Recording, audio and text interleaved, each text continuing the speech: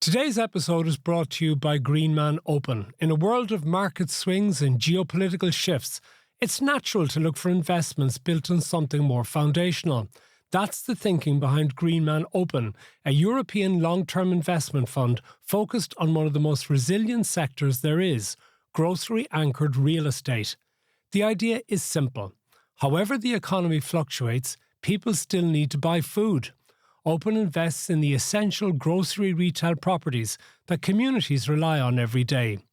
The fund earns income from investors from the rent those tenants pay, aiming to provide a source of stable, long-term income.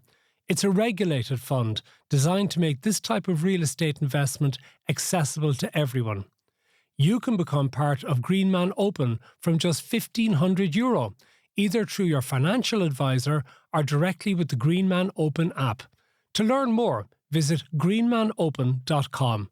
A quick but important note, all investments carry risk. The value of your investment may go down as well as up, and you may get back less than you invest. Past performance is not a reliable guide to future performance. Hello and welcome to this, our latest edition of Path to Power. I'm Matt Cooper and I'm joined today by Lise Hand and Shane Coleman. Also, just to remind subscribers that there's a new Path to Power America with Marion McKeown that has been available since last Wednesday. And on Sunday, we will have another Path to Power for subscribers with Ger Colleran, columnist with the Irish Daily Mail, former editor of the Irish Daily Star. So that's available to subscribers on Sunday. But let's get to this, our main edition with Lise and with Shane. And I suppose let's start with the story which broke Thursday evening, that RTE has decided to boycott the Eurovision Song Contest next year. No Irish entry.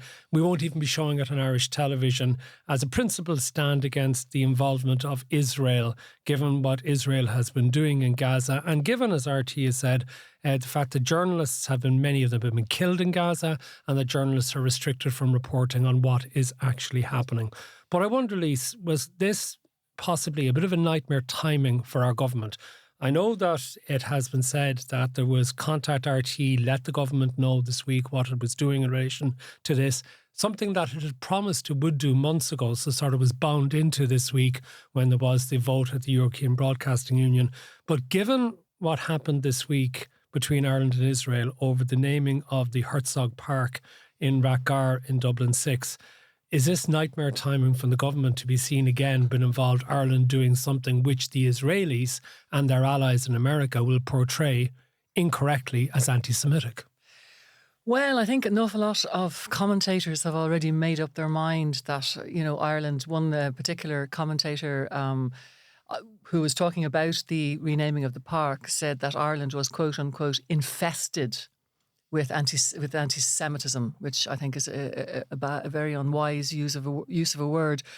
I did note that Patrick O'Donovan, who's the relevant minister, obviously the Minister for Communications, was making very kind of cautious conciliatory noises when he was asked about this morning conciliatory on radio. Noises to who? To the RT or to Israel? No, to RT. Okay. Absolutely. Because that's not like him.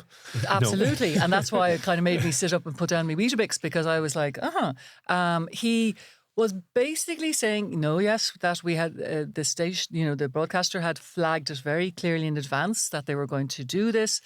They kept us up to speed. There is I think he described it as an arm's length distance between RT and the government. This is his words now. Despite all the money that's been shoveled over to Montrose by the government. Yeah, I think that particular unit of distance can differ very, very much depending on the circumstances. Yeah. But it was quite clear that he was saying this is very much RT's decision. But he wasn't doing it in a hostile way. It was like, this is very much their that's decision. That's an implied authorisation, is it? It is. That's what I took from it. It was, they've gone ahead and just, they told us about it, they flagged it, nobody raised any objections to it. And I think that I was quite sort of surprised really at his reaction. It was, so kind of measured in a way. Well, I suppose, Shane, you think about it, the government had already recognised the state of Palestine, has been involved in actions in international criminal courts in relation to Israel's behaviour in its war against Gaza, has been very upfront in describing it as genocide. Yeah. It would have been somewhat hypocritical for the government to suddenly turn around and tell RT, no, don't do that. Yeah, it would. And I don't think they were ever going to do it, to be honest, Matt. I think there's a huge difference between what happened with Herzog Park and RT. I think that you're talking Herzog Park, a man who was born in this country with strong links to this country, who died 25 years before the conflict began. I know people can say he was a Zionist and talk about his activities. The conflict's been going on now for decades. It has, but he was if we're involved talking, in clearing out the Palestinians he from the was. West Bank. I mean, do we start going through every figure from history? Do we start completely rewriting history the whole time? It's not rewriting history. I think it is. It's not. It's when you get more facts, when the facts emerge. So There's no new facts. We knew everything about this man 25 years ago. Why are we suddenly doing it now? We're doing it now because it's largely performative on the part of Dublin City councillors who don't seem to be interested in actually getting on with the day-to-day work of actually running the city and making sure the city is a good place to live in. Well, actually, I'd be more concerned about the roads. I think about 150 incidents in our parks in Dublin over the last few months. Drug dealing in our parks. Open drug dealing, antisocial behaviour. I'd be more worried about that. Yeah, I do think there's a huge difference between Herzog Park, which I thought was gratuitous. I thought it could be open to the charge of anti-Semitism. I thought some of the comments from some politicians about coming up with alternative Jewish people who would be acceptable, I thought was downright offensive, and I think those people need to take a long, hard look in the mirror at themselves. Why is it offensive? Because who are we to decide which Jewish people are offensive? Well, I think that's if I was a Jewish person living in Ireland, and I'm sure there are many of them who are horrified by what Israel is doing as well. I would be absolutely horrified that somebody from a different community is going to decide which member from my community is acceptable. People are people irrespective of what. If they're Jewish or Gentile or whatever. I mean, there are good Republicans and bad Republicans, for example. Yeah, of course you can name things after somebody who didn't blow up loads of people and I think there is something. And I say that, I'm talking about Republicans. There's a bit of an element of it, if it ain't broke, don't fix it. And I mean, the councillors, I think, Matt has a point. I'd say the government were banging their head against the wall when this blew up into a political story, because it was, to a way, handing a victory to people, to outside commentators. This is the point. There is enough to criticise Israel about. And who were saying, well, there you go, that's proof. And, you're handing them an open goal, basically. And it's also, it's not apart with this notion about, changing the name of Dublin Airport and all that. I mean, what's wrong with calling it Dublin Airport? I mean, why is there suddenly this? I mean, where does this stop? Actually, Justine McCarthy has a sardonic piece in the Irish Times where she was saying, look, why not change the name of Ireland? Because, I mean, do we want somewhere people coming to a country that's called Angerland? And, she said, well, look, Eamon de Valera wasn't sitting at home knitting ganzis, when in 1916. He wasn't. I mean, she was, doing it slightly tongue-in-cheek. But there is a point that, if things have names. I mean, you don't just wake up and take a Fagari some morning and go, I don't like that. And that's exactly what happened. I blame Troy Parrott for this, by the way. Go on. He started this, right? Because, of course, Dublin Airport decided the night of the glorious goals against that Hungary, they would rename Dublin Airport Troy Parrott Airport, right? That's what started all this. Do you think? Malcolm Byrne brought a bill to the Dáil. It's far more serious than that. It's at second stage at the moment for renaming it as Sean Lemass Airport. Yeah, but I do think there's a difference between Herzog Park and the Eurovision. Yeah, there is. I think there's something unconscionable about Israel being in the Eurovision. Personally, the idea this kind of happy, clappy, fun event and Israel participating as if. Well, then how far do we bring it? Do we bring it into sport as well? So I think we should. Let me just give you the example. I think the Irish women's basketball team has had to play Israel a couple of times in recent years, and there was a major issue that the Israelis tried to claim anti-Semitic behaviour on the part of the Irish basketballers, which was nuts. It was just absolutely ridiculous nonsense. But just imagine, thankfully the Israeli football team hasn't managed to battle its way through to the World Cup qualifiers. Or to the World Cup itself. Can you imagine if we were drawn in the same group as Israel at the World Cup? What would we do? Would we refuse to play them?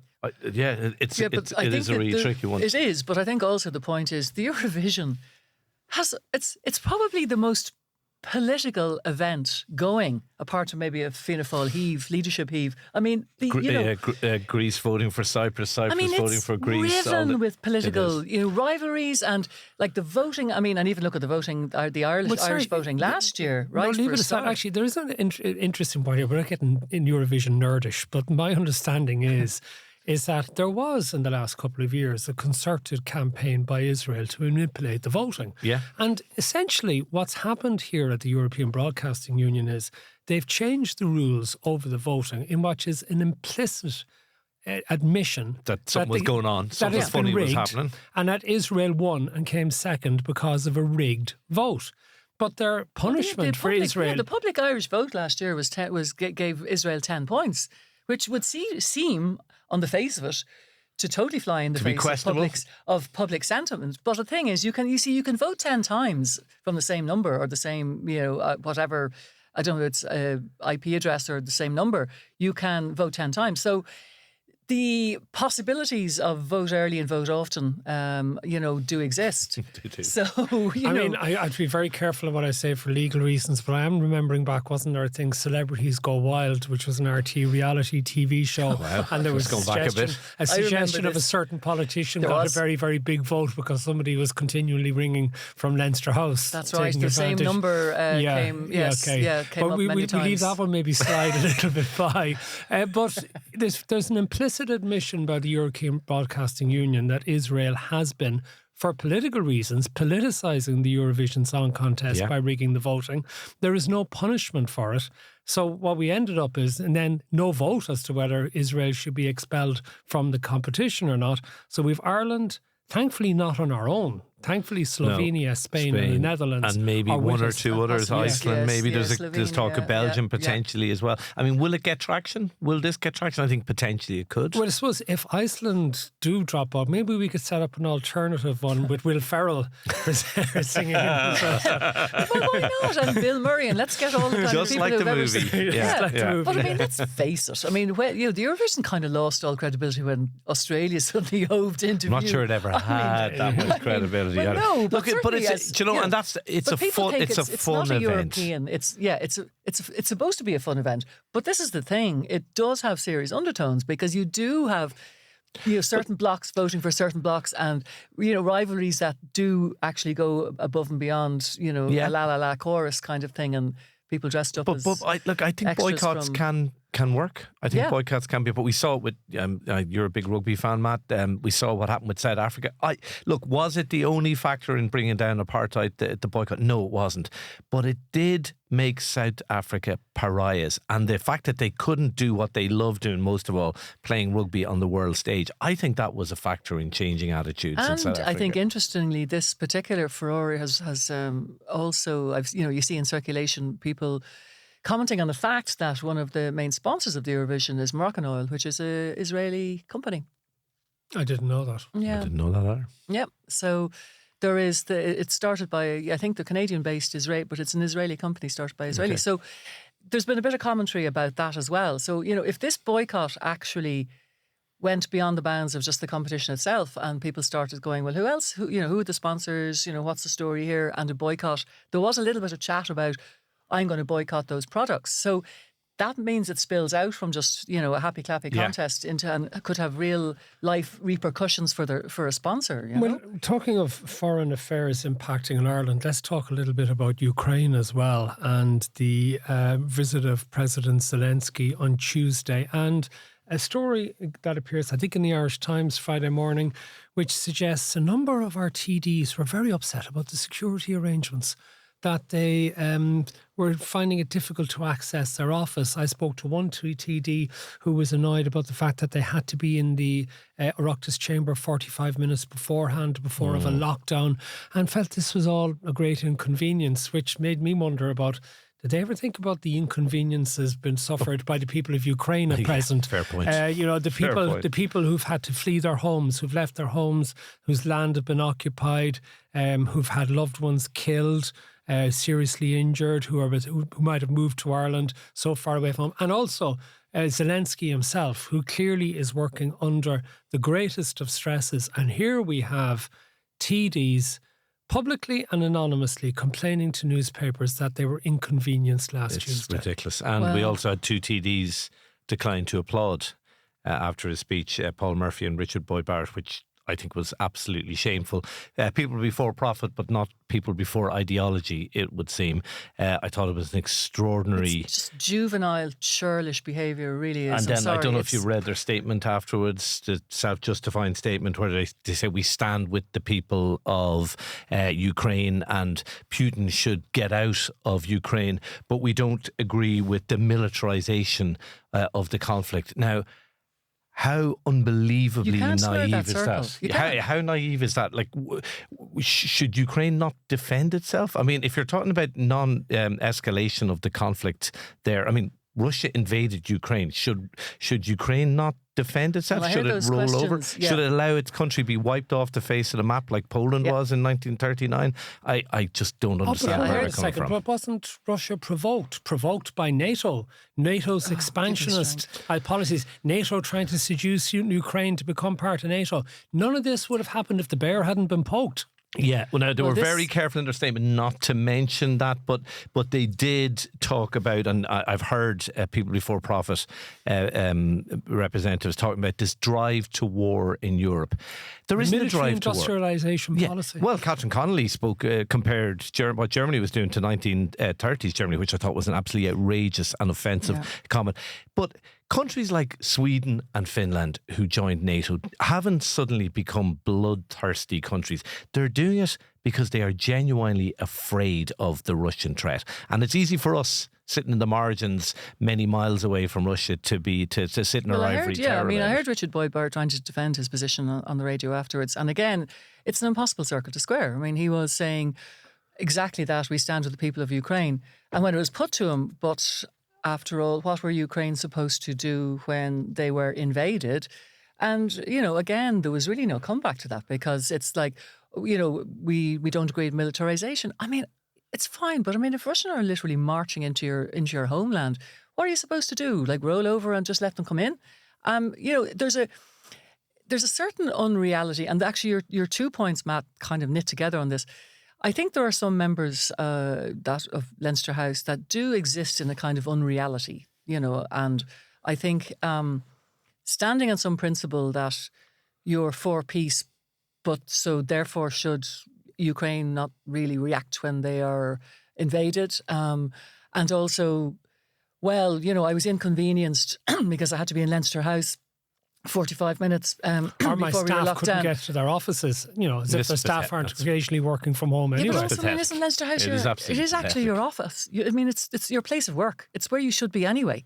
And by the way, this wasn't a normal visit by a head of government or head of state. We're well used to those. I mean, I've covered, and Shane's covered, and you've covered various, particularly say US presidents coming in, and there's obviously a huge lockdown around that. But this is a man who is literally a wartime leader that people actively want to, and you actively want to kill. So there is a difference. And of course it was going to be massive lockdown. And I'll tell you something, for the cosplaying, freedom fighters that, do be swanning around and kind of going, I stand with this, that and the other. By God, I'll tell you, it's easy enough to do that when you're actually part of a democracy. I wouldn't, would they be as quick now to do that if they knew they were going to be hauled off to a gulag and basically never seen again? It's all very easy to be a freedom fighter when you actually live in a land that is free. Yeah. We had Dan O'Brien on the subscription edition last week, and we were talking in detail about defence and about the tiny amount of money that Ireland spends on its own defence. And again, there seems to be an attitude among some people that we don't need to do so. As long as we keep waving the flag of neutrality, nobody will come near us or bother us, which made Conor Gallagher's story in the Irish Times on Friday morning very, very interesting. The story about the drones near Dublin Airport on Tuesday when Zelensky arrived in. Apparently Zelensky arrived in early, so the drones knew what time he was due to be in at, so they were up after the plane arrived in, but at the time it was supposed to be arriving to try and cause disruption. So that would appear. Now, I know we've had incidents at Dublin Airport of drones, and it's been individuals, cranks, I think would be fair to call them, who have been using amateur drones to try and cause problems. This seemed to be far more sophisticated and far more organised. And the belief is similar to what's happened in a number of European cities over the last few years. This was Russian orchestrated. Yeah. And that we are going to be vulnerable to this again during our hosting of the EU presidency in the second half of next year. Yeah, it's a real concern. Will we do anything about it? Will we just sort of, well, we're neutral? Well, I think there are moves to increase military spending, and you're absolutely right to talk about drones. There's also the fibre optic cables that run underneath the sea, which largely go through Irish territorial waters, and we know there's the potential for Russian ships. Yes, I have a different view on that. That and the interconnector, I think, are for gas. Well, maybe not as much the gas interconnector, but I think the undersea cables are safe, because if Russia were to damage those, that would be regarded by America as an act of war against America. It's Americans. Perhaps. I think that's actually something that the Americans will put up with a lot from the Russians, but they will not put up with any damage to those undersea cables. Yeah, because it's so maybe, but it depends on what they want to do. I mean, the reputational damage that would do to Ireland, given the amount of multinationals and American multinationals. It's not just reputational damage; it would do straightforward financial damage. I know, absolutely, I know that. But I wouldn't share I wouldn't necessarily share your confidence about that. Vladimir Putin wouldn't do that. I wouldn't necessarily, but look, be that as it's may, the problem is, Matt, we cannot have a mature conversation about defence in this country, because every time we do so, it's immediately associated with neutrality, and the claim is made that you're driving us into war. And I've heard Sinn Féin politicians say this. I've heard people before profit politicians saying it. All the opposition. You want to bring our sons into war. Oh, that's the easy trite line. It's the stupidest line ever. And yes, it's effective. It's effective, and it's effective in killing off debate. Fell over on that particular one. Do you remember the conscript? They're going to Nice Treaty. Wasn't the Nice Treaty the Lisbon Treaty? Yeah, Lisbon or Nice. Lisbon one. Both. It was Lisbon one, yeah. and it literally was lost on that scaremongering that if this passes. But that's where we're at. That is where we're at. How can we have a proper debate? Now, Sean Lemass, you mentioned him earlier, said if Europe is worth joining, it's worth defending. Like the idea that we can continue to give nothing in terms of European defence, but take everything in terms of, the RAF when we need it, or expecting... Isn't that one of the great ironies, that an awful lot of our people who are neutral are also very much the Republicans, who then also are quite happy for the RAF to patrol our skies, because we can't do it for ourselves. Yeah. And I think people in Europe are seeing through that, and the idea that we can continue to do that is ludicrous. Well, there's a lot of pressure as well, because there's been several well-placed articles in particularly in American media, and actually media emanating from, say, Brussels as well, that have actually really focused in on Ireland's absolute and utter lack of spending on defence. But Shane, that is the key point, is the fact that every single conversation about defence immediately becomes conflated with neutrality. And they're two different things. One is literally having the wherewithal to patrol our borders, to and also to be a piece in the defence jigsaw of Europe. And, taking part in the defence of Europe doesn't mean sending troops somewhere. It means actually playing a role in making sure that, the European security is safe. Things like the transatlantic infrastructure. Every other neutral country in Europe spends significantly more on its own defence. It also has cooperation with other countries in mutual interests. And that, I think, NATO, for present, is essentially dead because of Trump. And European Union is going to start spending an awful lot more money and cooperating. And we're going to be put under pressure to do our bit more within that. But also, Matt, does anyone doubt if we were like Finland bordering Russia, does anyone doubt we would now be in NATO? Yeah. Well, we would have had our history, that the Finns have their history with the Russians like we have with Britain. Yeah. I mean, you actually would think that having literally, existed beside a larger aggressor and imperialist power for so long that we would have some greater sympathy and understanding of the countries that are bordering Russia, that countries bordering Russia face. The Finns were way more successful against the Russians than we were against the Brits, in fairness. Well, we did manage to get rid of them out of 26 countries. After 800 years. Okay, right. We need to take a break. We will be back with more. Shane Coleman, presenter of The Breakfast Show on News Talk, also a columnist with The Business Post, and Lise Hand, political journalist, with us today. And we've lots more to talk about when we come back after this quick break. While headlines focus on short-term market movements, some investments are built for the long haul. Greenman Open is a European long-term investment fund that takes a decades-long view, investing in a portfolio of grocery-anchored real estate across Europe. It's an investment in the steady recurring need for food, in the supermarkets and everyday need shops that perform consistently, even in challenging economic times. Open aims to offer investors a way to access this stability through a single regulated fund. Learn more at greenmanopen.com. A quick but important note: all investments carry risk. The value of your investment may go down as well as up, and you may get back less than you invest. Past performance is not a reliable guide to future performance. Welcome back to Path to Power. Okay, let's move away from foreign affairs to strictly domestic ones. And this was a week in which the government put together what accelerated infrastructure delivery is what they're talking about. And I want to chat about that in the context as well of the Exchequer returns that came out this week, showing all the incredible amounts of tax revenues that the state is getting, particularly from American multinational companies. And I want to talk about traffic congestion on the M50 as well and what might be done about that. But Shane, the first thing that struck me this week when the Exchequer returns came out and we saw the enormous amount of corporation tax revenue came in the month of November, what would have been 10 years ago, a year's money, right? Yeah. And as various people have been pointing out, that you would have paid for the National Children's Hospital 5 times over, even with the overruns, out of the money that's come in the last month. You could pay for half a metro probably with it, right? Maybe.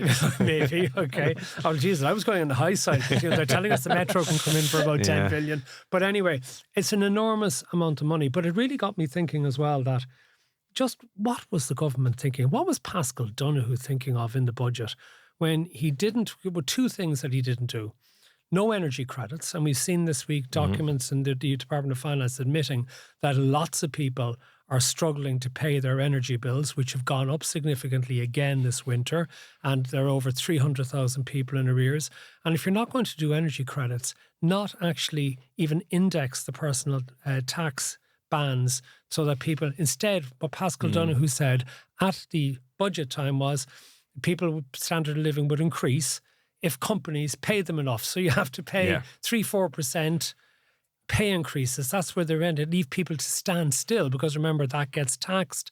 And with inflation now running at 3%, I just thought, and I know the argument was the government is spending too much money. It needs to be tighter on what it spends. But Jesus, with all this money coming in corporation tax, it's poor politics to turn around and tell people, well, you're not getting any improvement in your personal tax position or energy credits. It might be poor politics, but it's good economics, and I'm glad he did it. And, you know, I don't care what the Department of Energy says. Sure, of course, the Department of Energy, I mean, I thought that was the greatest non-story ever. Department of Energy wants energy credits. Of course they do. They're never going to say anything else.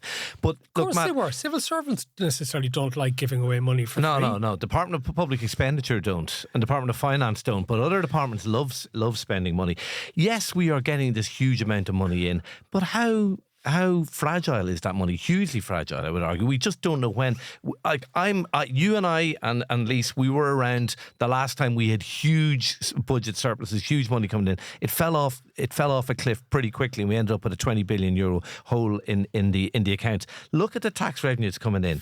The top 10 companies produce 57% of that corporate tax revenue. We are incredibly dependent. There's no other country in Europe as dependent on income tax, corporation tax and VAT for their tax revenue. That's because we don't want local property tax. We don't want anything. And a third of people don't pay any tax at all, let's not forget. We have an unbelievably narrow tax band. And the Fiscal Council made this point as well. You can keep pouring money into the economy, but all you're doing is creating inflation. So it was the right thing to do. No, hold on a second. I argue we increased our current spending dramatically. We increased capital spending in the budget, but we didn't trust people to spend their own money.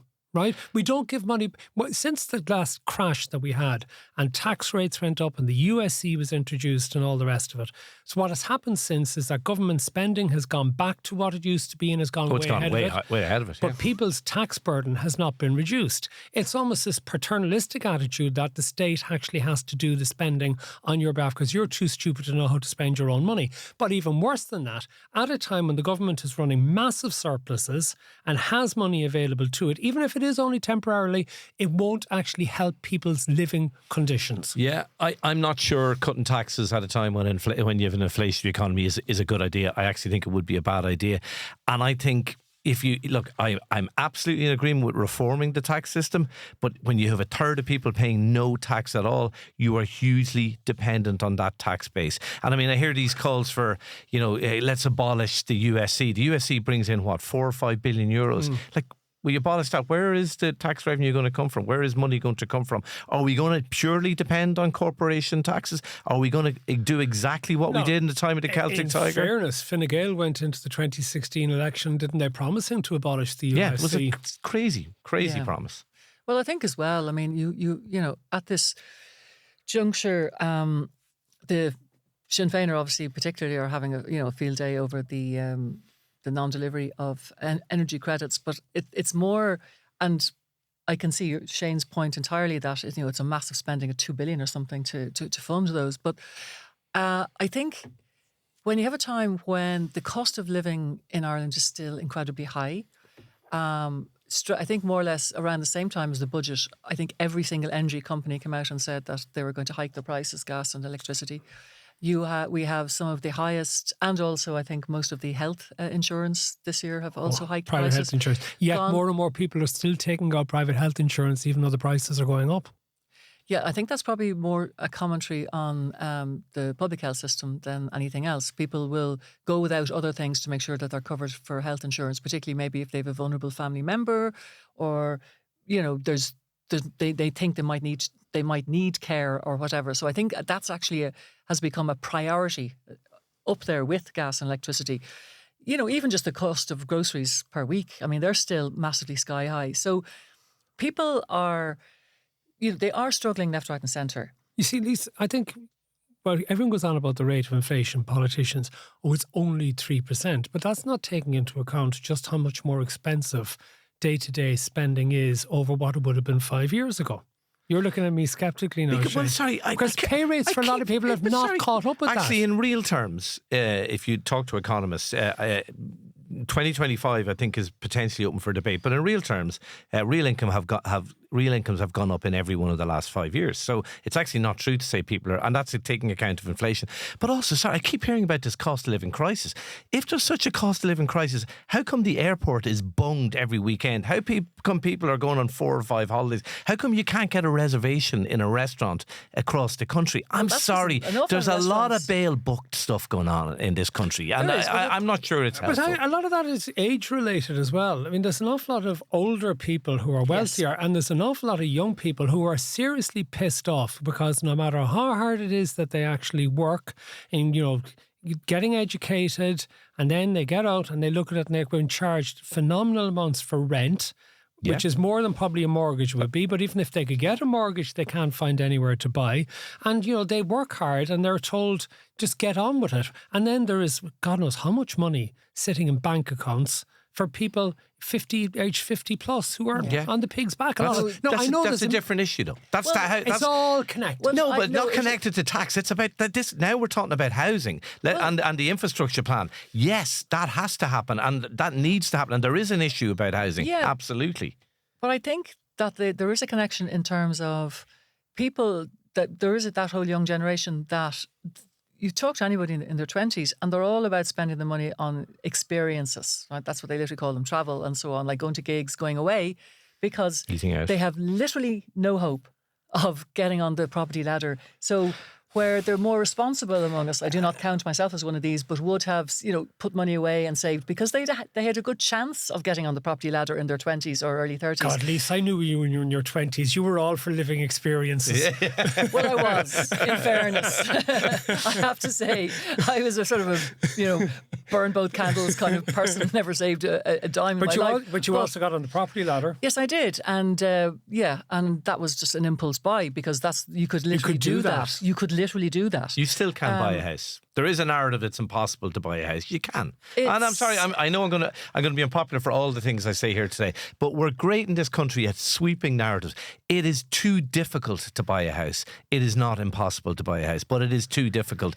And there's two and do you know what? We're going to solve that not by having giveaway budgets. We're going to solve that by actually having a housing plan that works, actually making sure that public servants, Secretary Generals and Ministers are put to the wire and make sure that they actually kick ass and make sure we actually implement policies that will make this happen. Hopefully this task force report will make a difference because that needs to happen. But let's not pretend that going back to Celtic Tiger budgets are going to solve the housing crisis, because they're not. No, but I think there's two issues there. There's definitely still a massive slump in the actual available housing stock for people both to either rent or buy, and particularly to get on the property ladder. No doubt. And then there is the second issue that it is very, very difficult to actually get a mortgage, and this is something that has changed. I mean, when I, again got on the property ladder, I mean, I was literally able to get a mortgage with relative ease, as were many of my... As a single person. And as a single person. Single people can't do it anymore. It's just impossible for single people. And I mean, even or separated people if they're trying to find somewhere to move out to. Yeah, precisely. We don't want to go back to banks throwing money at people. That didn't work either. I'll tell you, a lot of the people who are buying a present, first-time buyers, is because they can go to the bank of mum and dad. It's not necessarily because there's people who have actually worked and are on very good salaries in their 20s and 30s because they've worked hard. But if they don't have a wealthy mother and father to fall back on, they're disadvantaged in the housing market. I'm not disagreeing with any of that. What I'm saying is we need radical action if we're going to solve the housing crisis. Very interestingly, the Business Post poll last week on, would you favour radical action in terms of judicial reviews and so on. It was all the older people. The group who were most opposed to it was younger. 18 to 34s. It was the only group where there was less than 50% support for this were 18 to 34s. But that's more to do with distrust of government. And I think rather than anything else. But it's still absolutely bizarre. Absolutely bizarre. It also shows what we all know, which are boomers are the most radical people around anyway. Yeah. I mean, they are. They are the most radical. Let's talk about that infrastructure acceleration plan which came out this week, which struck me, a couple of things struck me about it. One was that at the back of the document, there was a short report by the independent members of the task force, upon which this government document relies heavily. And it did have a thing which I thought really jumped out at me. There's sometimes a view within the public sector system that a decision not taken or a project not actioned is not a cost. The reality is that inaction causes serious repercussions, leading to measurable economic, social, and environmental consequences that are escalating. As it happens, I was doing an interview earlier this week, or a series of interviews in relation to another podcast that I'm involved in. It's called Cities in Crisis, which has been done in association with the RIAI, looking at Ireland up to 2070 and what needs to be done in our cities. And one of the guests on it was telling me about how when he was doing his thesis back in college in the late 1970s, he did it on the cost and the planning of underground railway stations. And I was asking him a bit more about that. And at the time, there was a plan for the first ever underground in Dublin. And it would have cost 80 million quid. A huge amount of money back then, to be fair. An enormous amount of money back then. But if you think about it... I remember when 80 million pounds was a lot of money. I know, you can nearly buy a house with it. You could nearly buy a footballer for it. But anyway, right? But if you think about it, okay, I don't know what the inflation adjustment would be on 80 million for back then, but it would be a fraction of what the cost of the metro is now. So you go to build the metro now, and it is so much more expensive than it would have been to put an underground in. In fact, the underground he was in was talking about linking up Connolly and Houston stations and having offshoots off that. Like the Dart Underground. Exactly, right? But if you look at all over the years that we have given up on things like how many iterations have there been at the Metro, and then we drop it and then we come back and it becomes a lot more expensive. And yes, you don't spend the money, but there is an enormous cost by not actually having done it. And I thought that was a very important point that was emphasised in this document. Now, this document as well, having gone through it, I suppose the thing I'd compare it with would be, and you were both around Leinster House at the time, and the government came in the Fine Gael Labour Coalition in 2011 and Enda Kenny's Action Plan for Jobs, which I think they probably will be able to claim as their greatest success. But in many respects, it was a success because the jobs were all created by the private sector. But they did create the circumstances in which particularly the American multinationals and other came into Ireland and saved the country to a large degree. My fear and problem is with this latest document, the infrastructure document, is while it's all very well intentioned and all very well argued, will it be actioned? God, did I use that as a phrase? You did. I'm sorry, I'm slipping into That's almost as bad as meddled. Action. I cannot believe I actually said that. But anyway, leaving that aside, will it actually be implemented, right? Will it, ironically, fall foul of a judicial review, which is entirely possible, that there will be legal challenges against it? Yeah, it is.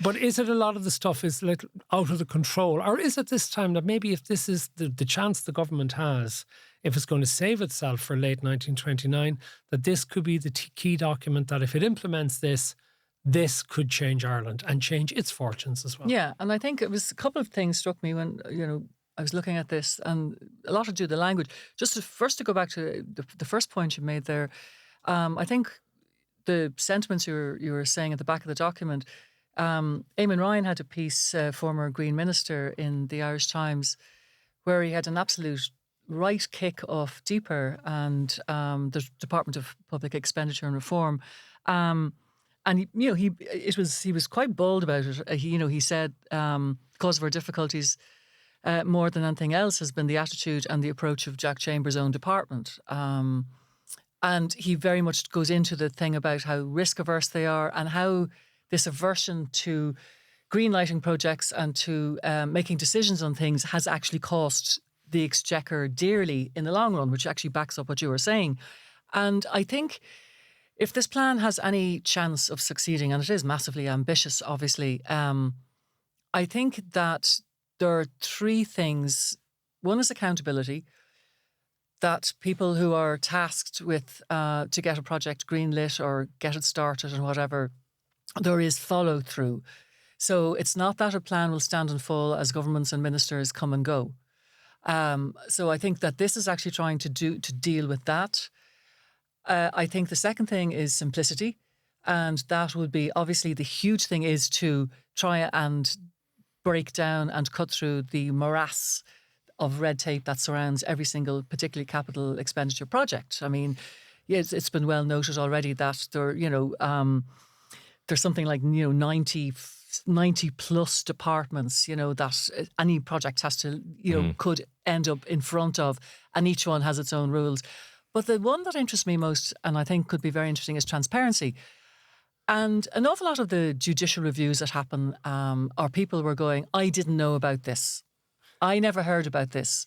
What's this all about? And 24 hours before something is supposed to be greenlit, next thing, a bunch of concerned citizens slap in a request for judicial review. Everyone in Dartmouth Square knew about the potential for the train terminus going in there. That is the best thing that possibly could have happened to government, because you're going to, the only better thing is if they'd actually lived in Dublin 4 as opposed to Dublin 6, because then they could be held up as them up in Dublin 4 and their lovely leafy square, and how dare they. But as a rule, so many projects or so many policies that government have tried to implement have fallen down or caused chaos because they have not told the story. They have not told the narrative. Look back to Irish water. Look back to the absolute debacle around the introduction of water charges. They were literally said, right, we're going to do this. Never took into account that Ireland was coming out of a deep and traumatic financial recession, and that the country was still in trauma over that, still trying to get to grips with it. Next thing, this extra charge came along. Nobody explained how bad the water system was, how direly in need of upgrading and fixing it was. Protests on the street, and it actually, you could argue, changed the landscape of Leinster House subsequently. So if they are going to make these projects work, they have to tell the narrative of the project from the word go. They have to get people who are trusted to do it. So you're talking about experts and not politicians. God, don't people distrust experts as much as they distrust politicians? They got to trust somebody, right? So if you have people who are, literally say, I have, 25 years experience as an engineer, and lay it out, and I don't mean in sort of simple ABC blocks, tell the narrative, be transparent, say this is what's going to happen. And interestingly enough, again, we see, and the last time I was in the studio, Matt, I think we picked up on the phrase, I can't remember what we were talking about, but it was the first time I'd seen it in ages, was for the common good. And we had a little chat about that the last time. And again, this jumps out, that the people have reached, I think, a tipping point, and they don't want to be sitting on the M50 for 4 hours. They want to be able to find a house to live in. They want to be able just to have things that work. They want a working health system. They want to see houses being built. They want new schools. And I think people have reached that tipping point where they are saying, okay, the common good actually is a good idea. But there's an awful lot of selfish people who want that for somewhere else. Yeah, I think that's. I do think but that's the problem. You've got to get over that, and the government just have to say the common good. I do think it does come down to that. We're all in favour of the common good until it affects us. And you look at the number of people objecting to housing. But why is that all right, Shane? I'm not saying it's all right, but that's what we do. People are quite selfish about it. To me, this plan comes down to two people: Micheál Martin and Simon Harris. If they are serious about doing it, I think it can work. Like, when are we actually good in this country? We're not good when things are going well. We're really bad at making difficult, awkward decisions, primarily for that reason about the common good, and small groups of people hold huge sway. And a lot of it goes back to our electoral system and how, 20 votes can get somebody elected compared to somebody else. So I think that is the problem. But where we are good is at a time of crisis. You think of COVID, how we reacted to that. You think of even after the crash, how we reacted. I think successive governments, I think even Brian Cowen's government, I think history will be kinder to it. I think Enda Kenny's government. I do. What have you been drinking? I think they made the horrible decisions, and they did so knowing they would be wiped out in the next generation. But they needed to be made, and we bounced back. People talked about Greece back then, how they were doing the right thing. How's that working out? We did the right thing, and I think we do the right thing in times of crisis.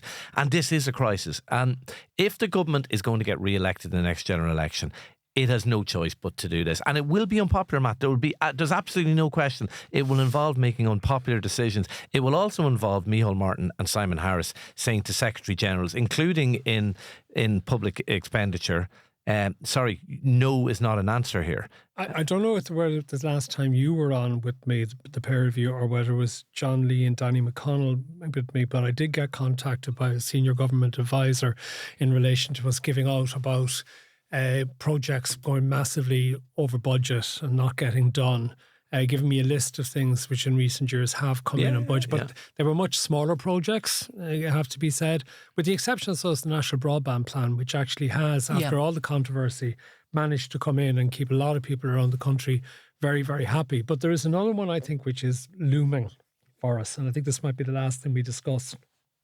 And I don't know whether you've been finding this in your radio show recently, Shane, but I know an awful lot of our listeners have been in contact with us in The Last Word about traffic congestion. Yeah. Traffic congestion is a massive issue for so many people at present. Not so much on Monday and Fridays, when it actually is noticeably quieter on the roads, when the people who can work from home tend to work from home, which again is only about 1/3 of the population. If you look at the CSO figures, 2/3 of the working population have to be in their place of work. They don't actually have an option about it. But particularly in the Tuesday, Wednesday and Thursday, and it's all our cities. It's not just Dublin. It's all our cities where this has become a major issue. But what has also become quite clear is, and then Transport Infrastructure Ireland confirmed that this week, the M50 is full. It is just full. That's it. Yeah. And there's nothing else that can be done about the M50. You can't build another M50 above it on stilts, and you can't expand it and widen it each side. I mean, the language was actually literally, they were throwing their hat at it. They were just saying, that's it, we're done. We can't, make it, we can't widen it, we can't do anything. We can't turn it into a double-decker. Like, the language was actually, we are fed up with people having a go at us. I'm glad you said fed up. I thought you were going to say something else, starting with F there, the way you tidied it up. However, again, this architect that I was talking to, David Brown from the Irish Cities in Crisis Group, made a really interesting point to me. He said, we're talking about major upgrading of Dublin Port as well, which will only add additional traffic onto the M50. So we're going to have to make a decision. Like, are we going to actually have to move Dublin Port out to either Drogheda, Braemore or somewhere like that, and maybe have a new outer M50 ring road that will run all the way around through County Meath into Navan over out to County Kildare. Now, I know environmentalists would go absolutely crazy about this, about all of the concrete that would be used in building this road, and then all of the traffic that you're effectively, as soon as you build a road, you're insisting that you can have an enormous amount more traffic. However, all the projections are our population is heading for 7 million people. Yeah. And if, no matter how much additional public transport we put in, even if we put in all the metro line and all the Dart extensions, and if we have a new rail line from Dublin to Navan and all of the various things that we should be doing, I suspect we're still going to have many more cars on the roads. We are. And we're going to need more road space. So are we going to bite the bullet and say that we're going to have to build more roads? See, I think it goes far further than that, Matt. I think it all goes back to planning and good planning. And what we're seeing at the moment is chickens coming home to roost. We have never built properly in this country. We've never had high density development. Like we've had farms inside the M50 rather than apartments and apartment development. We have never done that. We've gone out rather than up always in this country. 400,000 more people could live in Dublin inside the M50 on the land. I mean, but I can walk around where I live in Phibsborough, and I guarantee I could bring you a walk around. I could spot 10 barely used, publicly owned sites that could have apartment development. I keep talking about that the industrial park beside Glasnevin Cemetery, which not Ballybock, it's Bally something. They're finally talking about 5,500 Glasnevin units. Easily, right beside a Lewis, right beside lots of bus routes, a mainline rail station, and it's barely used. I mean, it's criminal what we have done, and the chickens are coming home to roost. Yes, I mean, I'm not opposed to building a new road if that might help, but unless we change how we build, how we develop, how we plan, I actually think moving Dublin Dock out of Dublin and up to Braemore or up to Drogheda or whatever, I think would be a brilliant idea. Yeah, I think Dublin it makes total Port sense. strongly oppose it, and they don't like anyone suggesting it, but I think they're wrong. I think it should happen. But look, it goes back to joined up thinking. It goes back to, you will have people say, well, we put in planning permission for X number of apartments because we thought that the Metro line or the Dart South West was going to go out there, and now we find it isn't. And I don't think it has to be an either or situation. Again, if what it should be is an integrated plan to improve the road structure, whether it's a second orbital ring road going west that would link up with every 5-minute high-speed rail links going from points west. I mean, it should be integrated. And you see, the trouble is, and hopefully maybe this is what this accelerated plan will do, in an ideal world, the first thing it'll do is actually demolish the silos that will just saying, we're going to make this decision in that department and that decision in that department, and actually have an integrated plan. Yeah. Because that's really what we've never done. We, the best will in the world, we don't actually look at the big picture and say, we have a rail line there, if we've got a high-speed bus route, dedicated bus route there, and, you're a Cork man, Matt. What's the population of Cork City? Oh, it's only under 200,000. Yeah, of the actual city. How have we spread? Look, all the people that I went to school with in the North Mon and the heart of the north side of the city all now live out in suburbs. Yeah, they've all moved exactly out the same as Dublin. But and it screwed Cork hurling as well. There's not enough. Yeah, well, I mean, I'm not saying it's all bad. I mean, there are obviously some advantages to it. But sorry, can I give you an example as well that David Brown gave me as well as an architect from the Irish Cities in Crisis Group? They've done work in relation to Galway. And this is one I'd never thought of. 80,000 people live in Galway, right, within the confines of the ring road, the famous ring road, which completely gets bunged up with traffic all the time. Worst traffic in Ireland, probably. Worst traffic in Ireland, right? There's enough space within Galway, if you had the proper densities, for 250,000 people to live inside that. You could triple the population of Galway, but what you have to do is, as part of that, is build all the public transport infrastructure. within that. But if you do it, you don't actually allow Galway to spread out any further. But if you actually have the proper attitude towards building, and we're not talking skyscrapers. No, it we're doesn't talking have to be. 4 and 6 story. When you were buildings. editor of the Tribune, I was writing this stuff for you 20 years ago. In the 1990s, it goes back further. I mean, like this, people have been saying this, but we haven't wanted to listen. And look, we can blame governments for it, absolutely, but have people wanted that? No, they haven't. 50% of houses built up until recently were one-off houses. That's what people. We need to. We need a mindset change. You can't have one-off houses and public transport. The two do not work together. No, and I mean, you know, it's a genuine hardship for people. I mean, do you hear the stories? I mean, there's people who are now on the road at 4 a.m. trying to get, you know, from places like in Kildare, because that's the only way they're going to get into their place of work and time. You saw Conor McMorrow's report on it for prime time. You know, massively depressing report on that. You know, people literally having their breakfast in the car and stuck for 3.5 hours going 35 kilometres. I mean, you could chase a pair of runners, you could nearly run it. Then you'd have to not anymore, Lise. We're going to leave it there. We're going to leave it there. That's it. Listen, thank you very much again, Lise Hand and Shane Coleman, for being with us on Path to Power. And don't forget, as I said, we have the subscription editions, Path to Power America with Marion McKeown, and we also have an Irish Path to Power with Jar Colleran, which will be available from Sunday morning to subscribers. And we will be back again next week. Big thank you to my production team as well in Power, looking after that, and Tom. So back next week. Until then, for me, Matt Cooper, have a very good week.